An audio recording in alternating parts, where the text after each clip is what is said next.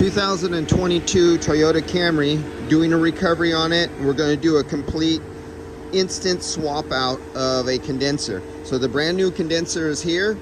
This one I'm draining the refrigerant out of it right now. I'm pulling out the refrigerant. Got 200 grams out right now. If you'd like to focus, come on Apple. Well, a blurry 230 grams. So the damage on this from the front end accident, it damaged the tubes right here, not just the fins, but it actually bent over tubes a little bit. And if our really nice Apple that isn't so nice would like to focus, there we go, right there. And it's pushed in a little bit, it has a little bit of bow in it.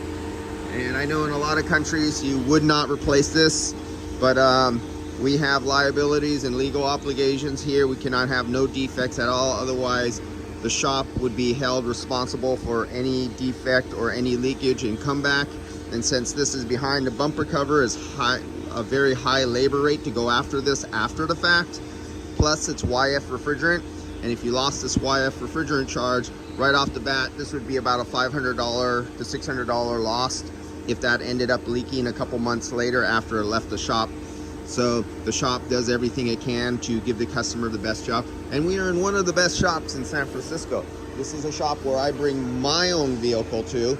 This is Selecta Auto Body in San Francisco. I've been, in the second generation, I've been dealing with this shop from their old original location. And so I'm just waiting for this to recover out, and then I'll come back on the video. We'll swap out the new condenser. This is, as you can see, we have YF refrigerant right here. We have 610 grams. We have ND12 oil. And you can see we got a variable displacement compressor with no clutch. This is one with no clutch.